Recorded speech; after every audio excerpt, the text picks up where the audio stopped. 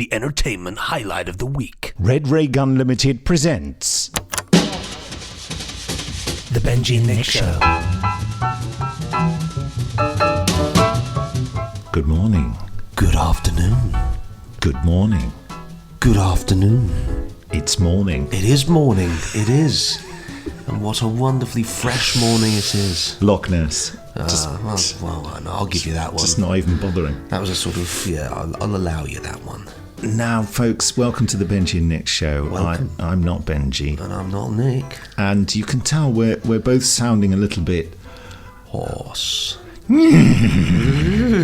And for the first time in ages, we're actually together in the same place. We certainly are, yeah. And we're hopefully going to share our breakfast with you, lucky listeners. So if anyone's got that a slight phobia of hearing people eating, then basically just switch off now. Yeah, probably wise thing to do, to be honest. Just quickly explain for those who are listening to this for the first time, listening to the Benji and Nick Show for the first time, that what we do, what do we do?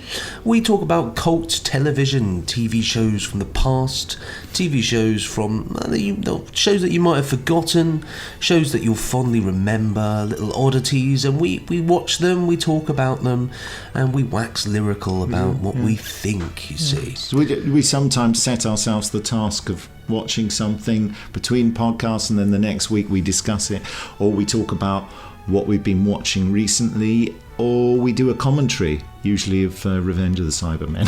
Or Death to the Dark. Basically anything with composer Carrie Blyton. It seems to be the theme. Yes, and now this one is, we're going to talk about what we've been watching recently. Certainly am, yeah. And that we sort of set it up last time, and our designer who does the fantastic cover sort of magazine artwork for us, Colin Smith, he's actually already done the cover. I'll see if I can pull that up for you. Yeah, so I mean the main thing he put on it is Goodnight, Sweetheart. Oh, well, which you said you've been watching. Plenty of things to talk about with that one, yeah. But last night, Benji and I went out to a big meal of people. Of people, yes. That sounds like we've eaten people. We've eaten lots of people. It's very busy, wasn't it? About 70 plus people there. God, was it that many? Apparently. And it was in a room with quite a low ceiling downstairs and a lot of chat. So we're a bit hoarse because everyone had to speak like that to be heard. From the second we got in there as well, wasn't it? The second we sat down, it wasn't one of those ones where the noise gradually gets louder and louder. It was just, this is loud and you're going to have to shout. So. And the waiters were really annoying, weren't they? Blimey. I'll never eat there again. It was the waiter in particular was quite frightening because he'd say, everybody sit down or I don't serve. You sit down or I won't give you menu. So, okay, it's fine. Yeah, this is Smith and Walensky's. Don't ever eat there. But the food was remarkably brilliant. It was good. It was arguably one of the best steaks I think I've ever had. Yeah, you see, that's why people go there, for good steaks and abuse. And abuse, yeah. Do you want cornflakes or toast? I think we'll have to go for the toast, actually. Toast? Yeah. I'm going to put some toast on. So what about... so what do you want to talk about? We will do some emails as well, I think. And we'll see if Jamie Anderson's around. We'll give him a buzz. But Benji's just reading an important email, thinking, oh, God, no. Goodnight, Sweetheart, then. Go on. Yes, Goodnight. I've been watching that again recently. I bought years and years ago. I bought this big 10-box DVD box set with all the different. Just getting some bread out. With all the series in there. So I was sat, even though I've seen it a million times, I sat watching it again recently from the beginning, and it's such a brilliant show. It's really, really good fun. It's one of those ones where. If you don't know what it's about, it's about half an hour long. About half an hour long, 22 minutes. I can't get this bread open. Need a knife, Swiss bread knife.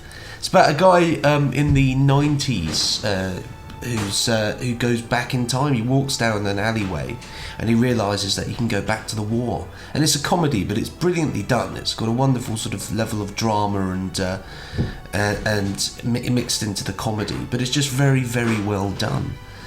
And it's got quite a few laugh out loud moments. It's full of colourful, wacky characters. Well, it was very much a sort of mainstream BBC sitcom, wasn't it? on the tail end of when there were loads of sitcoms on television. Is that fair to say? Yeah, I think so. I think it was, and it did remarkably well. I think it did 6 seasons or series. Starring Nicholas Lyndhurst, the darling of the sitcom. Yeah, Nicholas Lyndhurst, famous for Only Fools and Horses, and the Piglet Files, which was dreadful. Do you remember the Piglet Files? Only the name. Oh, dreadful. Dross of a TV show that one was. Not a fan. My mother always said that Nicholas Lyndhurst had stolen my name because she said that would have been a good stage name for me because my name's Nicholas and I was born in Lyndhurst. Oh, that would have been, yeah. Oh, there we go. See, it wasn't meant to be. No, so I've always kind of irrationally resented him. But he's very good. I always think. I think he's sort of, especially in this role, I think he shines through as an actor more so than when he does the Only Fools stuff. But I suppose maybe it's because in this one he just speaks with his normal accent and doesn't put on a fake Cockney accent. But it's great fun. I'll recommend it to anybody that's looking for something light-hearted to watch. And it's one of those ones that doesn't really go on demand. It's not on any Netflix or anything like that. Well, I have a story to tell about it. By the way, this is the marmalade that was made by the lady from Countermeasures. Alison. What's the actress's name? Can't remember. That's terrible. It's too early in the morning. I'm so glad she doesn't listen to this podcast. We don't remember who you are. We just know about your marmalade. Treacle marmalade. I think there's just about enough for both of us in there. That will finish it off. Countermeasures is a Big Finish production for anyone who doesn't listen to Big Finish. Yeah, my story to tell about it is... I'm just going to do the toast there. There's just silence. Just thinking. Do you fancy a cup of tea as well? Oh, I'd love a cup of tea. That would be very, very nice. That's going to be noisy. Thing is, I always thought going back to the war would be one of those things that would be terrifying, but I can see why he quite enjoyed it, that having a little sort of go, I'd love to walk back in time. Yeah. Pop there for a couple of hours, because there's brilliant things he does, like, he can get things that people can't get back in the war. So he'll suddenly turn up with, like, sort of Marks and Spencer's chocolate and,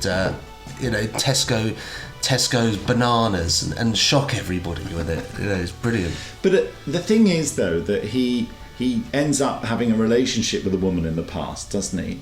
And he's married in the present. So he's being unfaithful with someone from another time zone. Yes, that's correct, yeah. And that's sort of... it's a bit morally dubious. I wonder whether they would do that in a light sitcom now, because people are far more judgmental about morals, aren't they?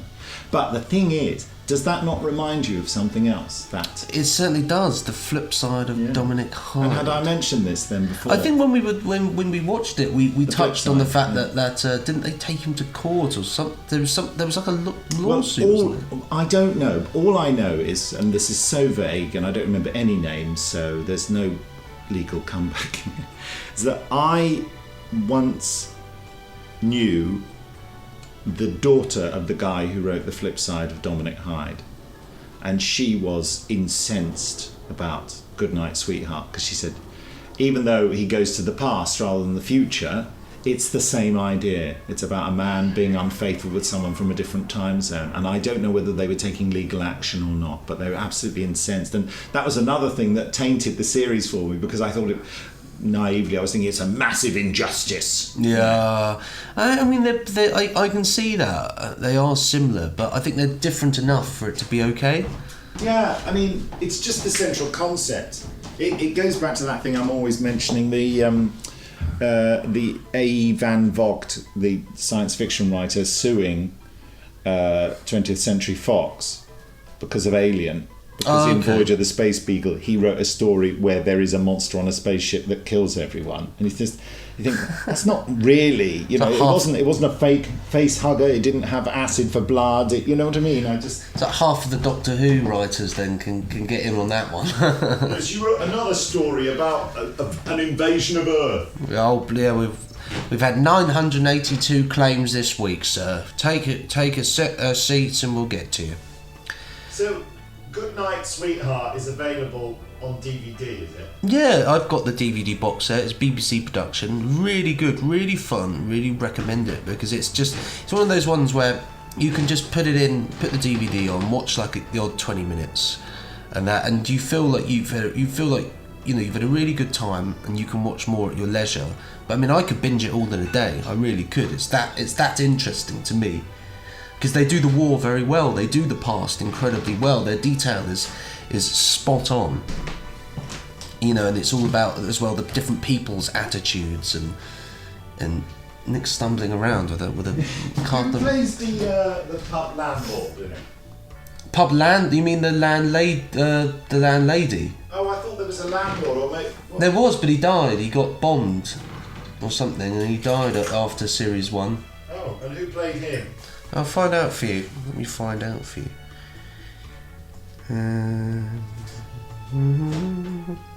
I thought it was like David Ryle. Hold on, series 1. Just tried to click series 1, and instead of the 1, it put down a picture, the emoji of a man running. There's your tea. Thank you very much, sir. Series 1. There's Nick there doing his business with his cutlery. Let's have a look. Cast. The toast, old chap. No, jolly good. David Ryle, yeah, you're right. How about that? Well done, well done. Yes, he was only in one episode before he ended up... Oh no, he was only in one series before he ended up dying.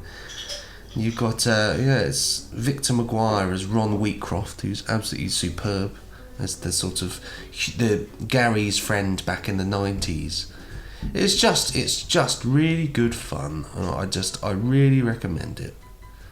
I'm nervous of watching it again. Why is that? Because I just don't remember liking it. That's a shame because I think it was very funny. I think it's very toast, sir. Oh, marvellous! Thank you ever so much.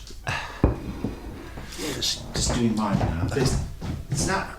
My father-in-law's been at that marmalade, and the whole of the outside of the jar is sticky. That's driving me. That's mad. the treacle. Yeah, yes.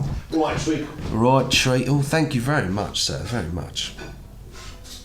Yes, I think it's hard not to like because there's so many different aspects that make it quite fun. Like you have got the past and the future sort of in there. So if you don't like the future, you can go back to the past. I mean, it's joyous. I think a joyous concept.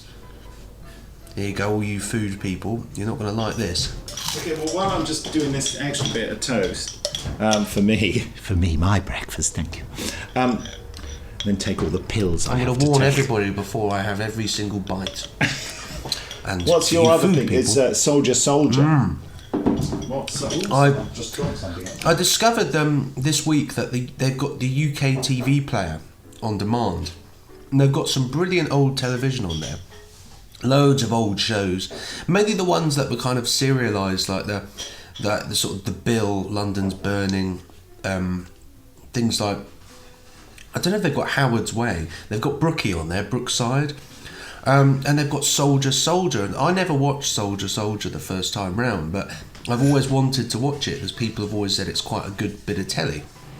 And so I went on there and I brought up Soldier, and I've watched nearly all of series 1 now, part of my breakfast TV rituals, which I tend to watch TV over breakfast and then get cracking afterwards on my work. What is the format?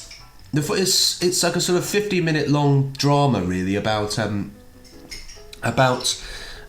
bunch of English squaddies, as it were, soldiers, hence Soldier.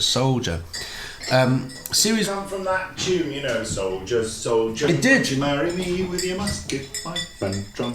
That's exactly where it comes from. No, sweet maid, I cannot marry you because I've something to put on. So what she went to and brought him some cheese. That's exactly where it comes from, and it's a great. I really enjoy Soldier. I was quite surprised to enjoy it as much as I do, actually.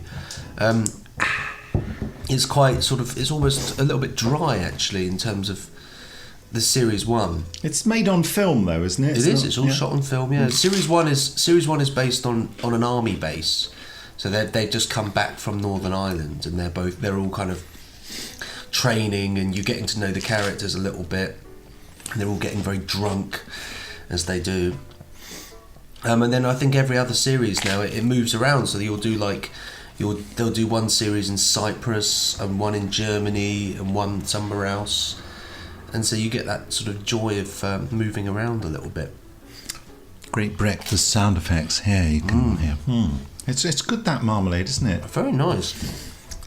Oh, is it Karen Gledhill? Mm-hmm. Yeah. I get confused because I know someone called Lisa Gledhill who does video stuff for the National Trust and also did some filming for us recently on something top secret with Big Finish. Thank you. And she makes marvellous jam, doesn't she? No, she does mustard and salad dressing. Yes, Soldier was something that I was aware of. It was massively popular back in the day, and it made stars of Robson and Jerome, and they released a single because of it, didn't they, in the charts? So I think they were number 1 for 3 decades or something. I think, well, I might be exaggerating. I mean, they were real sort of darlings of all the mums out there, weren't they? But really, I think they kind of carried the show, because the show was without them. I mean, I'm yet to see much of Robson Green in it. I'm finishing series 1, but I have to admit, Jerome Flynn is all over it as like the fun, great character. He's absolutely brilliant.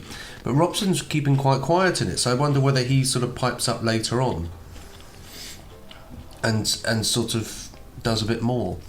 But certainly, and which they obviously do, because the whole point of it is that their relationship together. But it's a really fun series actually. It's, and it's quite progressive for its time. It tackles some details. I mean, it was meant to be sort of gritty, wasn't it? Yeah.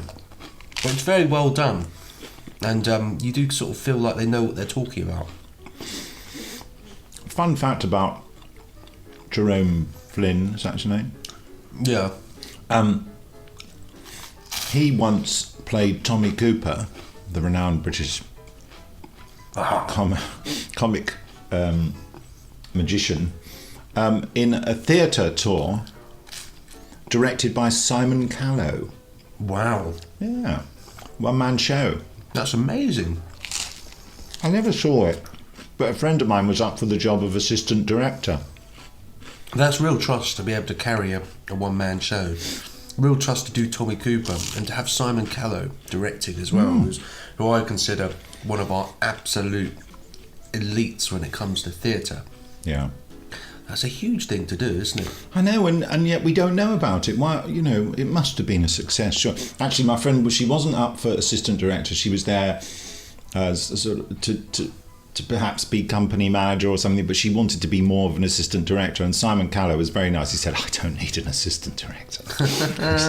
He said it would be frustrating for you. There'd be nothing for you to do. And they got on really well. It would have been amazing, wouldn't it? Because he's kind of got. Jerome Flynn has kind of got that big face, for want of a better expression, that Tommy Cooper's got, and I could see that would work rather well. And I'm sure he could do it. I mean, an interesting thing about Jerome Flynn is that he sort of went underground for a while. He did his Soldier, and then he sort of didn't do an awful lot for a while. Well, they tried to make at least one other series with him. The BBC did something which was called something like Badger Patrol or something, where he was a national parks ranger or something in Britain and was sort of going around in a Land Rover worrying about badgers. That's going to work, isn't it? That's really going to. It's really going to succeed. But of course, now he's absolutely huge because of his involvement in Game of Thrones, where he plays Bronn, and he's just absolutely. When you say to people, "Who's your favourite character in Game of Thrones?" Bronn is always up there in like the top 3. Like it's like you're talking another language. He plays a sellsword in it, and he's very, very good. What? A sellsword. What's a sellsword? Somebody that sells their swords for. If you said I want to go and kill someone, I'll say. You say that like that's a term I should know about. Well, you should know about that. Everybody knows about that. if they watch Game of Thrones. Have you not killed people? Well, only 12 this morning. He's like a mercenary, basically. Well, what happened was that he got older and he got slimmer, didn't he? And suddenly that big, shiny baby face of his became lined and gnarled. And he basically came back from career obscurity when he joined the cast of Ripper Street. And I thought he was phenomenal in that. And the pathos in the character and the just worth watching it for him, even though everyone was good in Ripper Street. Although bizarrely, after the BBC cancelled it and then Amazon took it up and did a co-deal with BBC, I'd like to feel instrumental in the campaign of bringing it back because I tweeted about it every day. No one took any notice of me. But I just felt I was doing my bit. And bizarrely, when it came back, I didn't like it. Oh, really? I don't think there was anything wrong with it, but you know, sometimes when you're just done with something, I'd had enough of it, really. At that point in my life, I'd had enough of Victorian grime. There's a lot of it. Yeah, I mean, I think it's impeccably done, and I feel bad saying these things. I'm just going to put the milk away because I don't want it to go off. You know what I mean? Bang! Oh, it's gone off. Oh, well, I thought it meant going off as it run away. Bang, what's going on over there? It's the sound of the milk smashing the kitchen to pieces. Someone opening the gate out there. Oh, the Victorian grime police. They didn't like your comments. Yes. Well, there you are. We've dealt with Soldier then. I highly recommend that one. Yeah. Well done. I'm trying to think of it. What else? Is that available on? Oh no, you said it was on that UK. It's on UK TV thing, but you can get it on DVD as well. I think from Network actually. Now there's a surprise. Feels too modern for me. It's not, because it's quite. You know, it's not modern when most people in the army by this point have moustaches. So isn't David Haig in it? You showed me a picture of it. Yes, I believe so. Yes. Was he just in one episode, or was he one of the main characters, the main group in it? Yeah, I think so. Let me double check. David Haig, for those of you who don't know, he was Pangol in the Leisure Hive in Doctor Who. He also sat next to me at a telemarketing centre for years when he and I were both unemployed. I haven't seen him since. Bizarrely, he lives around here.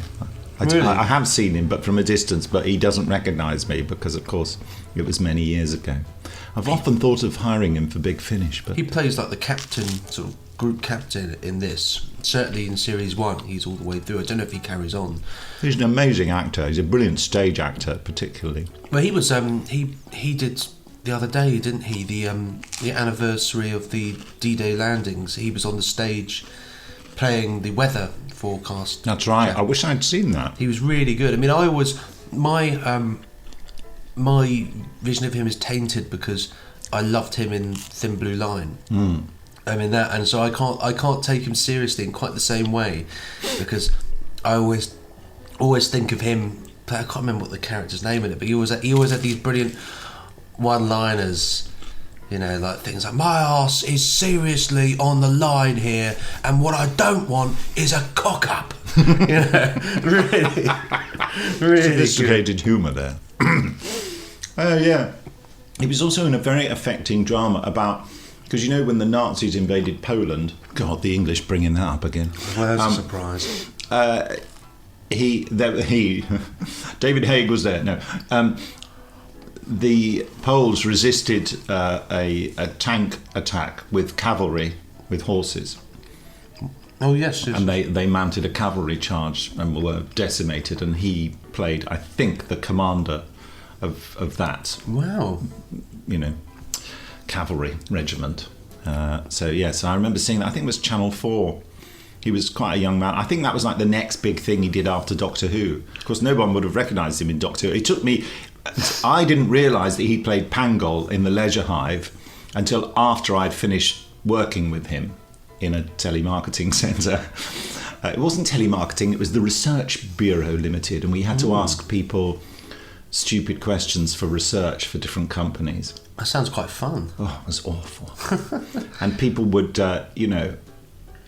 people would either just be rude to you, or you'd get the kind of people who say, "Oh yes," and they get halfway through the survey, and you think, "Great, I'm going to get a full survey here." And they go, "Just a minute, dear. I just need to just go and make a cup of tea." Oh God. And you'd have to wait while some old age pensioner went off and made a cup of tea. That's ridiculous, isn't it? It was so soul destroying. Such is the life of an actor. Soon after drama school. I've done call centres before, and it is utterly.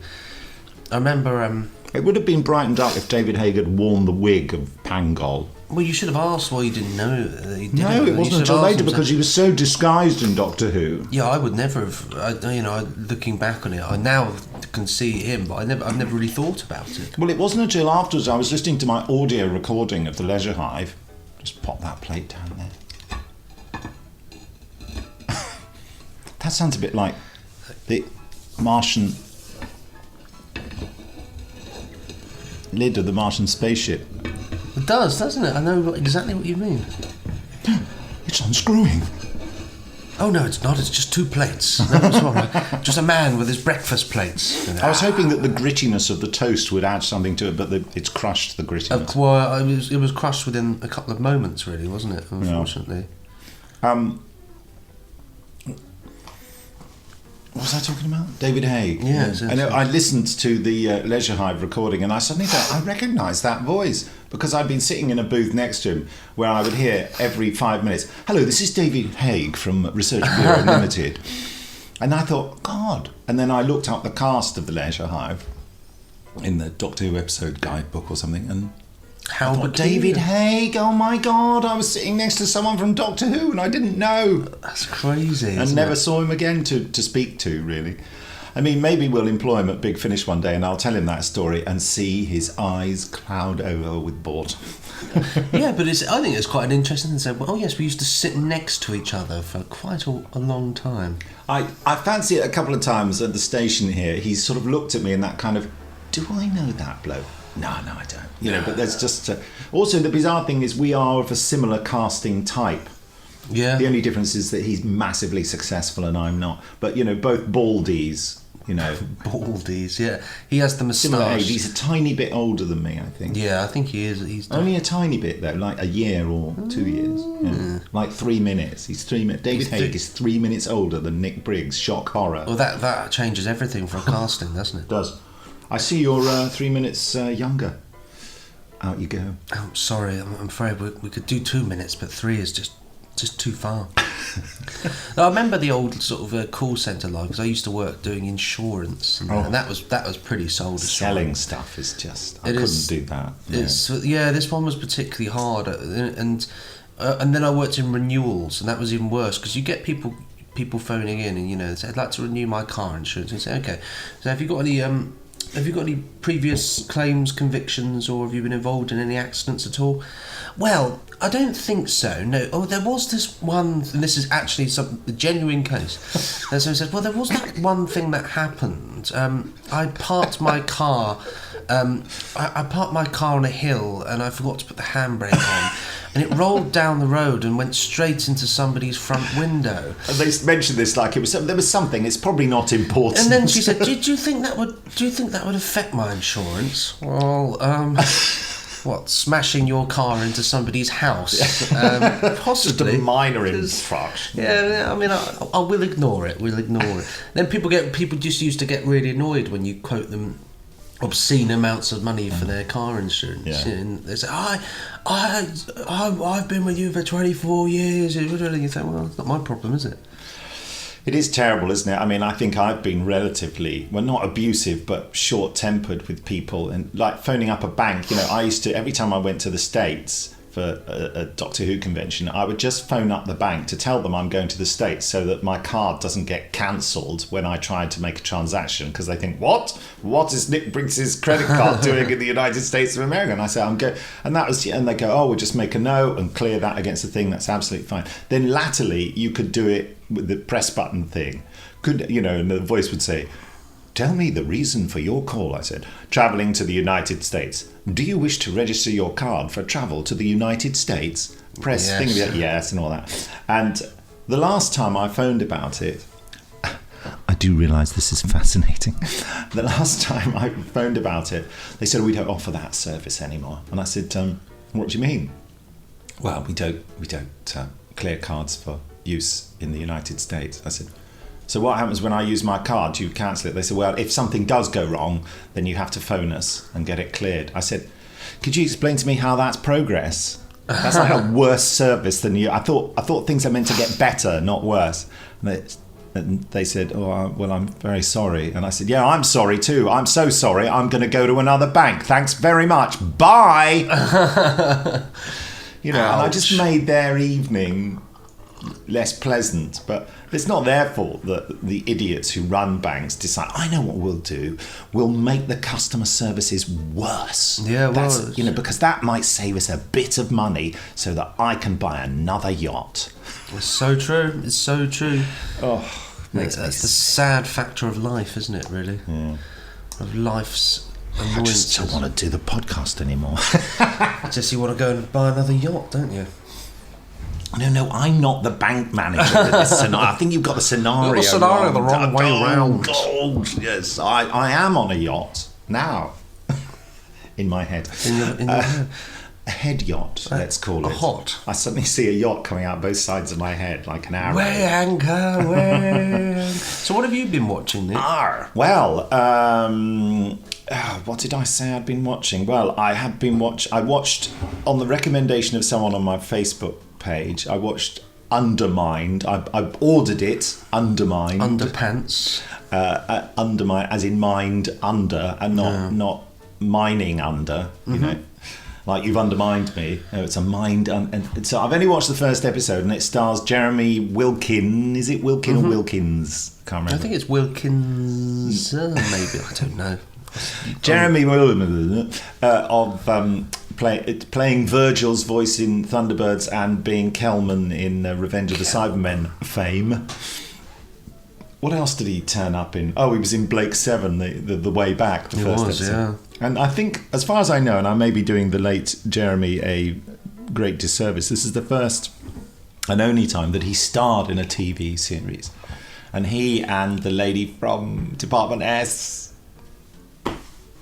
Can see her face. I can see her face. Let's have a look. Oh, I've got Department S up here somewhere. Except now I can't find it. Oh, there it is.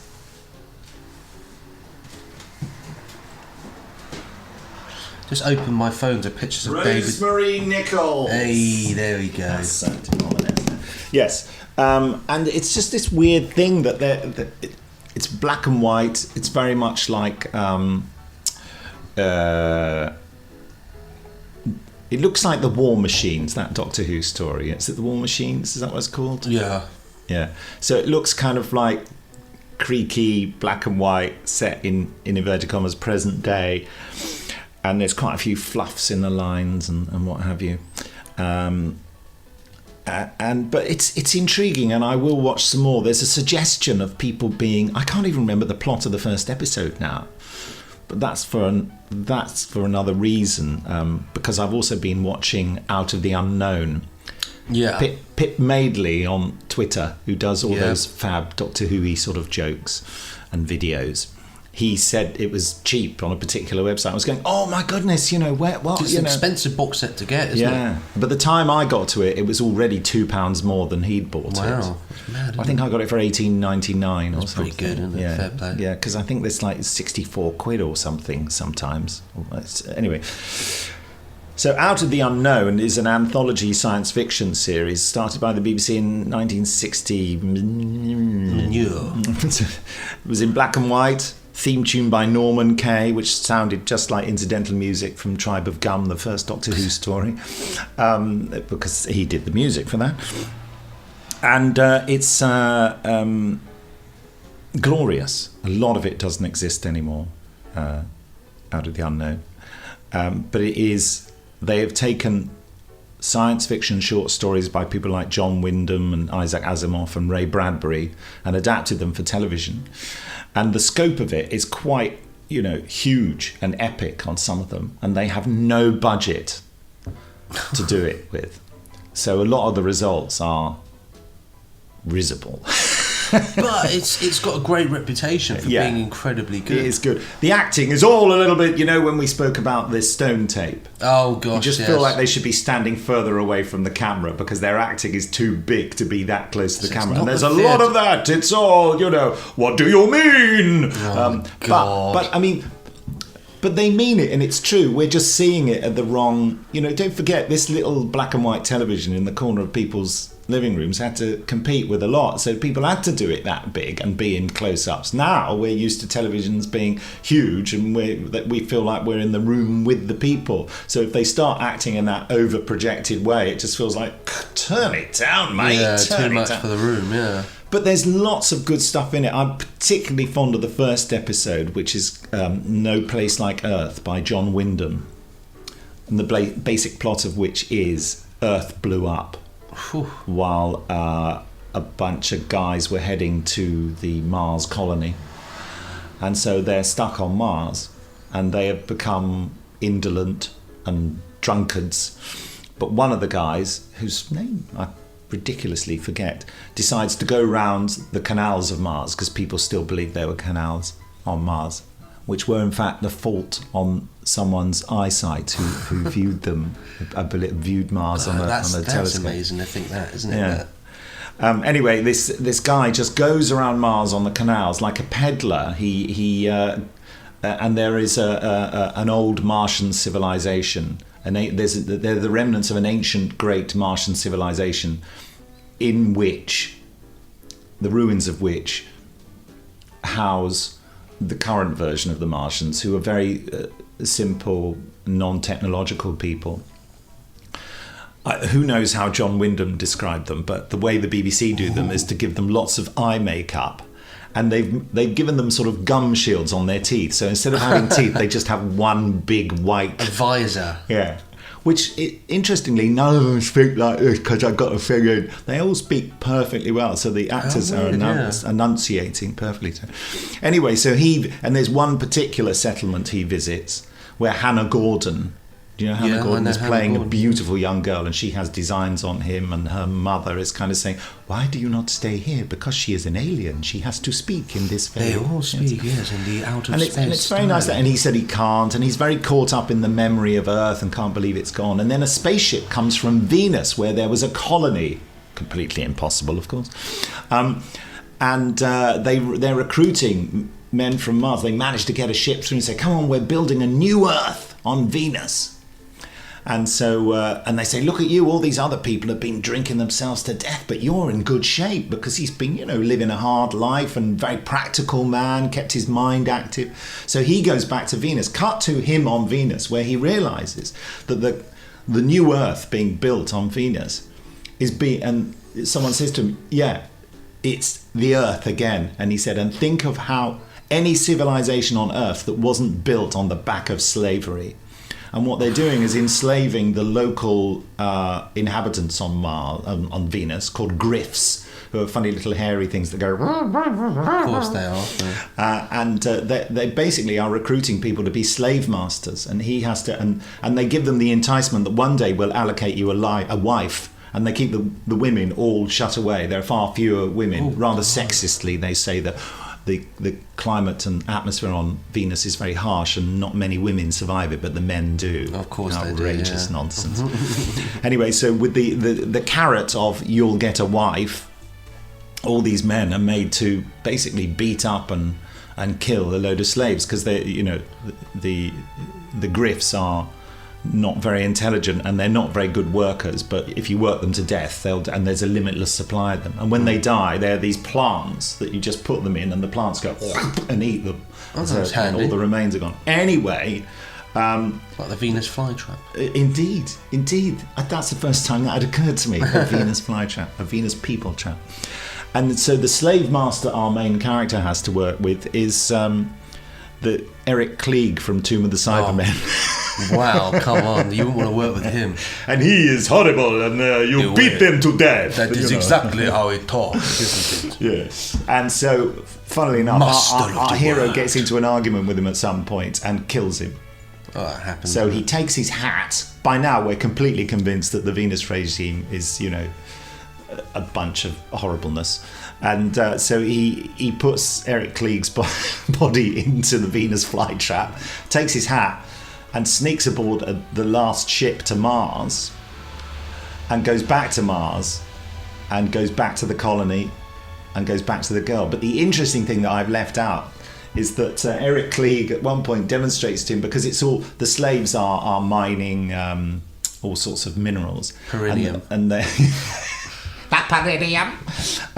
and he has this gun, this tiny gun, like the smallest handgun you could have, pistol, and he fires it. He says, "I will just get more minerals here," and he fires the gun at some stock footage, which then is the standard stock footage that the BBC have of a quarry being exploded. Oh yeah, that. But this tiny gun, he fires it. He says, "The range is up to 20 miles." He fires it, and it's massively destructive. And he says, "No, you don't get to have one of these." But of course, when he kills him, he takes the gun. So he takes it to Mars, and there's this point where he is just heading back to the colony, and he's on his little boat, and then he looks back, and you can see where the spaceship's landed and everything on a very ambitious but not entirely successful matte painting. And he fires the gun, destroys a lot of them. Great, good on Do you know, him. but by that point in the drama, you're totally with him. You think, yeah, kill a lot of them. Get the bastards. So he basically wipes out all the rest of the men on Mars and just chows down with the Martians. Well, why not? I mean, that's exactly the way I think I'd probably do the same. You would not want to live on Venus, though, would you? It's a horrible, thunderstormy, nasty place. Yeah. Well, they depict it as fairly unpleasant. Not quite as unpleasant as that. As it actually is. Because they have to film it in the home counties and on a small set in the corner of Lime Grove Studio, I expect. No, it's probably in television centre. But anyway, so there we are. That sounds great. I have to watch that. Yeah, I would recommend looking at Out of the Unknown. I mean, it's variable, and there's so much of it missing. The first series survives, has survived better. There are more episodes. The second series pretty patchy. Third and fourth, no, not very good. You'd think it'd be the other way round, wouldn't you? It's interesting. And as the series progressed, they sort of lost faith in science fiction. So the last series is more Hammer House of Horror, and indeed one of the storylines was reused for Hammer House of Horror. How peculiar. Yeah. It's a very interesting box set with a very good behind-the-scenes documentary narrated by a lady who sounds like she's hungover or something. So I don't know who she was. So I'm sorry if I've insulted you, whoever you are. Have another gin. Do you want cornflakes, by the way? I'm okay, actually. I'm feeling pretty rocking now. I would. How many minutes are we at? Well, 42 minutes. Blimey, we've really gone for it. We've got to read an email and speak to Jamie Anderson. Jamberson. What were the other things? The other things were the New Avengers. Did I mention Gnaws before? No. GNAWS. Is it gnawing at something? Yeah. No, you haven't. And it's Dennis Spooner's episode, which was mentioned by a listener writing in, where he basically takes his alligator attack episode from Thunderbirds, which we watched a while back, and retools it for the Avengers. Oh, I think we did talk about this, didn't we? Yeah. It's I think difficult to somebody know whether emailed in and mentioned it. Yeah. But I hadn't watched it at that point, and I couldn't remember whether I can't ever remember whether we've discussed it just personally or whether we've discussed it in a podcast. We should never talk except when the microphone's in front. Yeah, it's a very good idea. I've got it wrong. Now we're not talking because the microphone's in front. And yes, it's crazy. And instead of alligators, it's rats. Ooh. And the rat, you hardly ever see the rat except at the end, and it's just a slow-mode small rat. Which they appear to actually kill. Well, it's a rat. They must have just drugged it, hopefully, because it sort of falls over and twitches. But it's not particularly convincing, but it is at least better than the rat in the talons of Weng Chiang. Well, I think anything's more convincing than that rat, isn't it, really? You could sort of scurry along like that. 1, 2, 1, 2. 1, 2, 1, 2, 1, 2. So yeah, but it's a fun from episode. An old panto, specially made out of old scraps. So I'd sort of recommend that. What was the other thing? The Guardians. Oh yes, you messaged me about which this, is terrible. Oh, is it really? Yeah, and it's written by the guy who wrote Chimes of Midnight, I'm told, for The Prisoner. But it just feels like Coronation Street. That's right, I said, yeah, so you might like it. I like it, yeah. But it's set in a sort of totalitarian future where they've just... there's this whole thing where, no, we are not outlawing strikes, but we are withdrawing all social security support for workers who go on strike. Wow, that's deep, isn't it? That's pretty grim. So it's interesting. It's 1970s, 1971 it was made, so that very much that big in that time. Yeah, strikes were a huge feature of everyday life in the UK then. Was there anything else I was meant to be talking about? I'm going to have a look at the cover. The bit of paper. Yeah. Going to look at the cover. Go look at cover. We have to decide what to do next week, don't we? We have to decide what we're going to watch. We're being serenaded to the sound of an aeroplane. Yes, we're on the flight path here, mate. No, it's not there. I can never find these emails when I want to. Soldier, the new Avengers. Yeah, the Guardians out there. I don't know. Maybe Jamie Anderson? Maybe. Well, that's a... Where's my phone? Okay, let's do an email. This is from Carl Bate. It was sent on the 27th of July at 13:22. Guys, I adore the podcast. Always a Sunday treat. In fact, I need to say thank you. As a sufferer of Crohn's during flares and unsettled night's sleep due to medication, I have often constantly checked the podcast for the latest update, just so I can get at least 40 minutes of relaxation and removal from my suffering. That's so nice to know. That's so nice. That could be a new slogan for us. Yes, the Benji and Nick Show removes suffering, replaces it with more suffering. Yes. So yeah, sorry about that, Carl. You have brought so many laughs and intrigue and made me smile in some of the darkest times. So thank you. God, that's really nice. Thank you. However, this is not merely a thank you, but also an idea struck me whilst listening to your latest podcast, 20th of July 2019 at any rate. The idea of a live show is intriguing and somewhat an exciting idea. I thought it was a psychopathic idea. Coupled with the idea of a video special. You could broadcast this event simultaneously via the various online providers, Twitch, Zoom. You could even use Facebook or Periscope, aka Chris Griffin with his monthly Facebook live broadcast in his Big Finish Live. But you would have to have a huge shed as the stage set. Benji would need a kennel for his beloved pooch, and you would need a selection of props from an empty pork pie wrapper, a collection of empty pharmaceutical bottles so Nick could pacify his attention issues by fidgeting with them, various building sounds, and inaudible construction cacophony, accompanied by a live video chat with Jamie. Having him there would not be as much fun as a real live on stage video link up. I would like him to be standing behind the set, but doing it via video. Doing it via phone, yeah. And at the end, he could just step out. As to content, well, let's face it, I get the impression that your ability to create a show based purely around distraction and procrastination of cult entertainment would not be a great stretch for you too. In fact, I get the impression you could riff for hours about this. What about Benji and Nick, the distraction and procrastination live podcast? I would imagine you would sell more than 5 tickets. Well, that's good. If we can get 6, we're on. You could consider funding by Patreon, yes, as I know that you guys have expensive tastes in tea, biscuits, crisps, and the odd bottle of beer, and Nick's wondrous curry soup.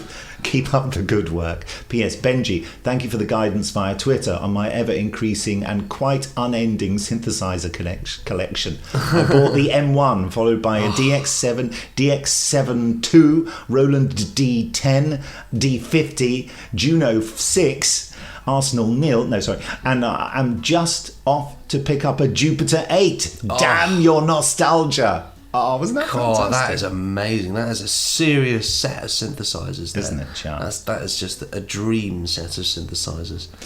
Well, thank you, Carl. Benji, I want you to try and work out what we're going to view next time. I'll just get my phone. Okay, work out as in you've decided something? No, or work out what we're going to watch. Oh, okay. So I took a photo of something very obscure that I thought could be good fun. So hold on, listeners, because this one is interesting. Where is it? Is that? Hold on, let's see if we can raise Jamie. Yes, raise Jamie from the dead. Jamie.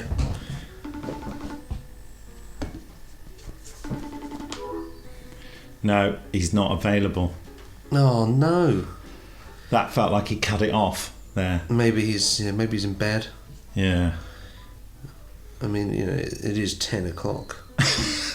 Well, he shouldn't be in bed, should he? Let's face it. Get up.